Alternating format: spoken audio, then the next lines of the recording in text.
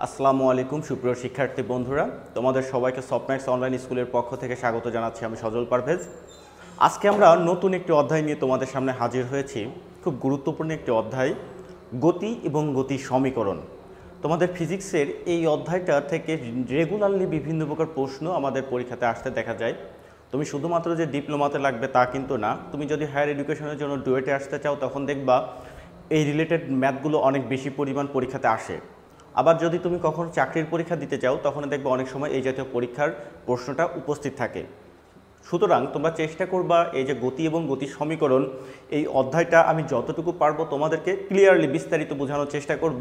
তোমরা চেষ্টা করবে এখান থেকে ভালো মতো বুঝে নেওয়ার। যদি কোনো প্রশ্ন থাকে তোমরা অবশ্যই আমাদেরকে জানাবা, আমরা চেষ্টা করব সেটা সম্পর্কে আরও ডিটেলস আলোচনা করার জন্য। তাহলে দেখো, গতি ও গতি সমীকরণ। গতি বলতে আমরা কি বুঝি? মনে করো আমি যে বিল্ডিংয়ের মধ্যে দাঁড়ায় কথা বলতেছি, এই বিল্ডিংটা কি চলতেছে? না, সেটা কিন্তু একটা অবস্থানে দাঁড়াই আছে। আমরা কিন্তু আবার এটাকে সরাসরি বলতে পারবো না দাঁড়াই আছে, সেটা কিন্তু আবার একদিক দিয়ে মুভিং অবস্থায় আছে। অর্থাৎ এখানে একটা আপেক্ষিকতার শব্দ আছে। আপেক্ষিকতা বলতে আসলে আমরা কি বুঝি? আপেক্ষিকতা বলতে আমরা বুঝি তুলনা করা, একটার সাপেক্ষে আরেকটাকে আমরা তুলনা করতেছি, এটা হচ্ছে আপেক্ষিকতা। বিখ্যাত বিজ্ঞানী আইনস্টাইন আমাদের আপেক্ষিকতার তত্ত্ব দিয়ে গেছে, যার কারণে আমরা এখান থেকে তোমার বিজ্ঞানের অনেক বড় একটা উন্নতি হয়েছে। এখন আপেক্ষিকতা সম্পর্কে তোমাদের মোটামুটি অনেকেরই প্রবলেম আছে, আমি জাস্ট একটু ধারণা দেবো, তারপর আমরা অধ্যায়ের মধ্যে চলে যাব। আপেক্ষিকতা, মনে করো তুমি একটা গাড়ির মধ্যে বা একটা বাসের মধ্যে সামনের দিকে যাচ্ছ, আর একটা বাস মনে করো পাশ দিয়ে যাচ্ছে। আচ্ছা, বাস না চিন্তা করে তুমি মোটরসাইকেলের কথা চিন্তা করো, তাহলে তোমার জন্য সুবিধা হবে। মনে করো তুমি যখন সামনের দিকে যাচ্ছ তখন তোমার বেগ 60 কিলোমিটার/আওয়ার। এখন আরেকজন ব্যক্তি তোমাকে ওভারটেক করে সামনের দিকে যাচ্ছে, সেটা হচ্ছে 80 কিলোমিটার/আওয়ার। এখন তুমিও কিন্তু 80 কিলোমিটার/আওয়ার বেগে গাড়ি চালাতে পারো, কিন্তু তুমি চালাচ্ছ কততে? 60 কিলোমিটার/আওয়ার। এখন বিষয়টা হচ্ছে সেফটি ফার্স্ট, আস্তে চালানোটাই ভালো। চেষ্টা করবা যখন গাড়ি চালাবা আস্তে চালানোর জন্য, কারণ তুমি যখন বিপদে পড়বা তখন তোমার ফ্যামিলি কিংবা তোমার ফ্রেন্ড সার্কেল, তোমার অ্যাক্সিডেন্ট যদি কখনো হয়, আল্লাহ না করুক, তাহলে কিন্তু তারা অনেক বিপদে পড়ে যাবে। তারা কিন্তু, আমরা ব্যক্তিগতভাবে বলতে পারি জীবন শুধুমাত্র তোমাকে কেন্দ্রিক নয়, তোমাকে চারপাশে অনেক গুরুত্বপূর্ণ ব্যক্তি আছে, তুমি তাদের কাছে অনেক কিছু। অতএব গাড়ি চালাবা যখন ধীরে সুস্থে চালাবা। ক্লাসের মধ্যে একটু অপ্রয়োজনীয় কথা বলে ফেললাম, তারপরেও এটার মাধ্যমে, আমার কথার মাধ্যমে তোমরা যদি একজনও পরিবর্তন হও, আশা করি এটা অনেক ভালো হবে। তাহলে দেখো, তুমি গাড়ি চালাচ্ছ 60 কিলোমিটার/আওয়ার বেগে, তোমার পাশ দিয়ে আরেকজন গাড়ি চালায় যাচ্ছে 80 কিলোমিটার/আওয়ার বেগে।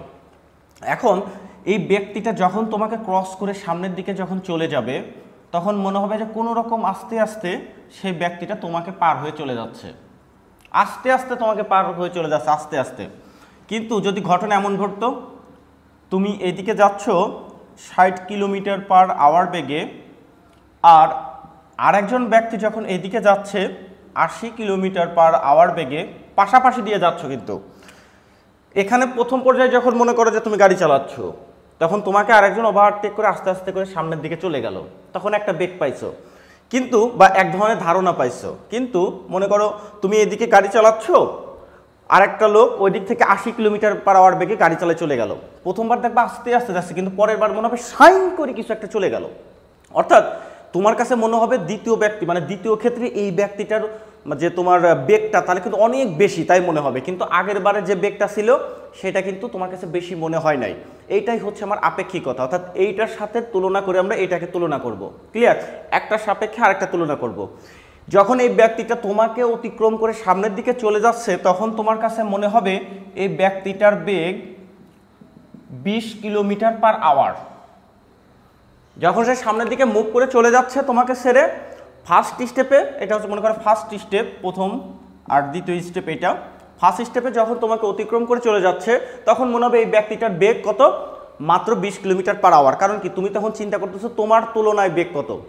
কিন্তু একটা বিষয় হচ্ছে এই যে বেগটা, এই বেগটা কিন্তু তুমি তোমার সাথে তুলনা করতেছো, তোমার যে একটা নিজস্ব বেগ ছিল সেটা কিন্তু তুমি মাথা থেকে হারাই ফেলছো। এইটাকে বলা হয় আপেক্ষিকতা। ক্লিয়ার? আবার সিমিলারলি তুমি যখন এইদিকে যাচ্ছ, ওই লোকটা যখন এইদিকে যাচ্ছে, তখন তোমার কাছে মনে হবে এই লোকটা 80 + 60 = 140 কিলোমিটার/আওয়ার বেগে সামনের দিকে যাচ্ছে। যার কারণে তুমি গাড়ির উপরে বসে আছো, এই পাশ থেকে যখন গাড়ি যাচ্ছে সাইন করে চলে যাচ্ছে, মনে হচ্ছে যে চোখের দলপলকে চলে যাচ্ছে, চোখের নিমিষে চলে যাচ্ছে, চোখের নিমিষে সেটা চলে যাচ্ছে। তার মানে এইটাকে আমরা আপেক্ষিকতা বলতে পারি যখন সেটা একই দিকে হবে একরকম হবে, যখন বিপরীত দিকে হবে আর এক রকম হবে। সিমিলারলি আমি যে বিল্ডিংয়ের মধ্যে দাঁড়ায়ে তোমার সাথে কথা আমি যে ভিডিওটা বানাচ্ছি, তুমি আমার কথাগুলো শুনতেছো, এই বিল্ডিংটা কিন্তু স্থির অবস্থায় আছে, কিন্তু আবার স্থির অবস্থায় নাই। এটা কিন্তু একটা আপেক্ষিক স্থির অবস্থা আছে। এখন প্রশ্ন হচ্ছে ভাই তাহলে আপেক্ষিক স্থিরতা বা স্থিরতা ঠিক বিষয়টা বুঝে উঠতে পারলাম না। দেখো মনে করো এইটা আমার পৃথিবী, সে এই পৃথিবীর উপরে আমার বিল্ডিংটা মনে করো ঠিক এই অবস্থানে আছে, আমি এখানে দাঁড়ায় কথা বলতেছি। সে এখন যখন পৃথিবীটা তো আবার অল টাইম মুভ করতেছে, এটা তো তোমরা জানো, পৃথিবী হচ্ছে তোমার পৃথিবী থেকে তখন তুমি একটা বস্তুকে ছুড়ে মারবা, যাক আমরা এটা ক্যালকুলেশন করে বের করবো, তোমাদের ক্লাসের মধ্যে আরও অনেক ডিটেলস দেখাবো, এটা বলতে গেলে পরে ক্লাসটা অনেক লেন্দি হয়ে যাবে।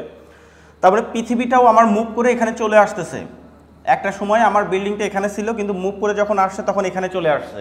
ক্লিয়ার? এখন আসলে কি এই আমি যে বিল্ডিংয়ের মধ্যে আছি সেটা কি স্থির অবস্থায় আছে? না। এই যে মহাবিশ্বের তুমি যদি এখানে এসে তুমি যদি এখান থেকে এটাকে দেখো তখন দেখবা যে আমার এটা বিল্ডিংটা আগে এখানে ছিল, বর্তমানে এখানে চলে আসছে। তার মানে কি বিল্ডিংটা কি অবস্থায় আছে? মুভিং অবস্থায় আছে বা গতিশীল অবস্থায় আছে।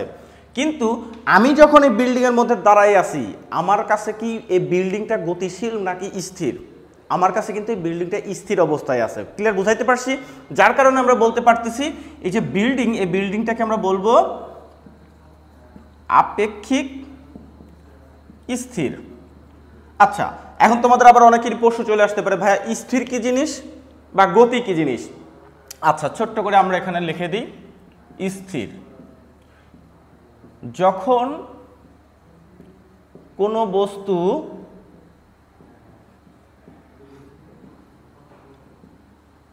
পাশের বস্তু হতে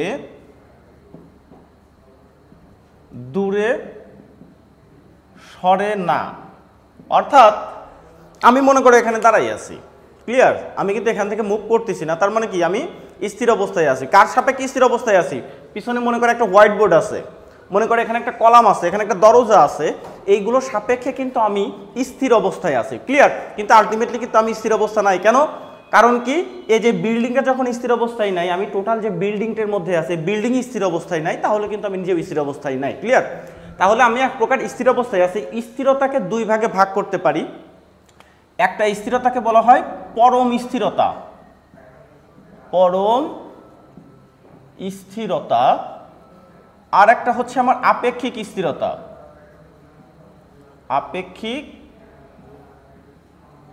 স্থিরতা। পরম স্থিরতা মানে হচ্ছে সে সকল বিন্দু সাপেক্ষে সে স্থির অবস্থায় আছে।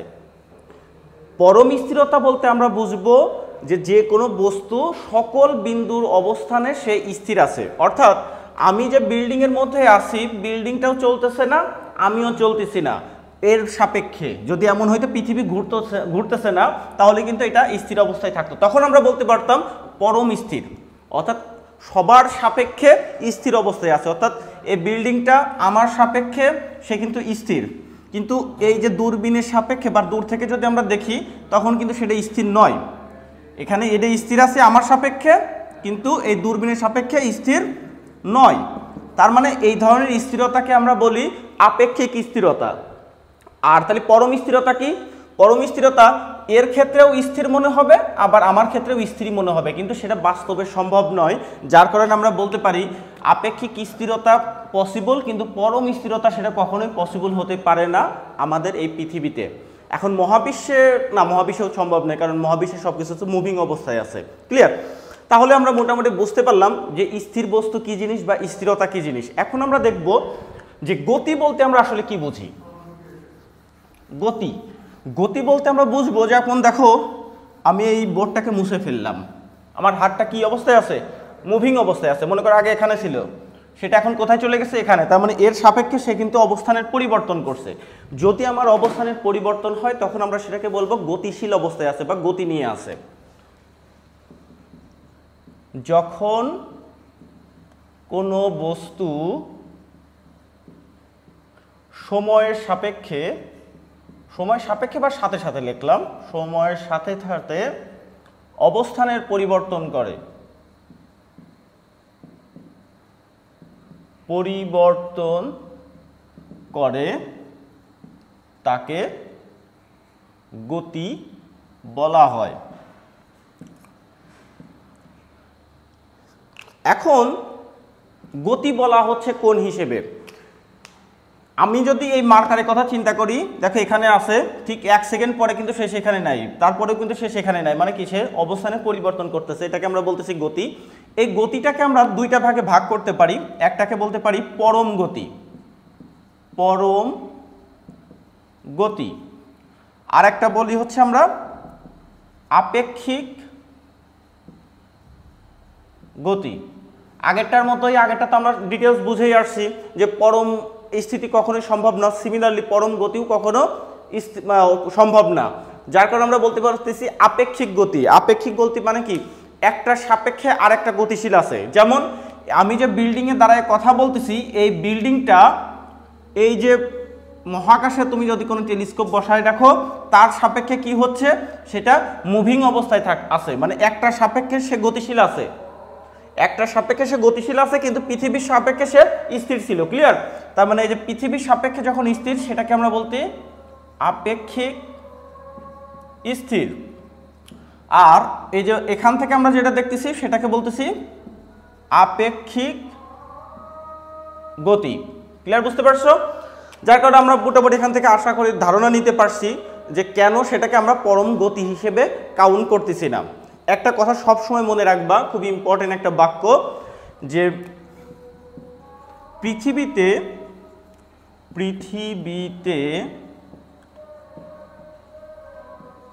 প্রতিটি বস্তুই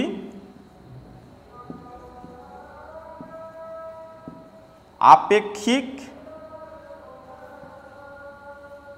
গতিশীল কিংবা আপেক্ষিক স্থির অবস্থায় থাকে।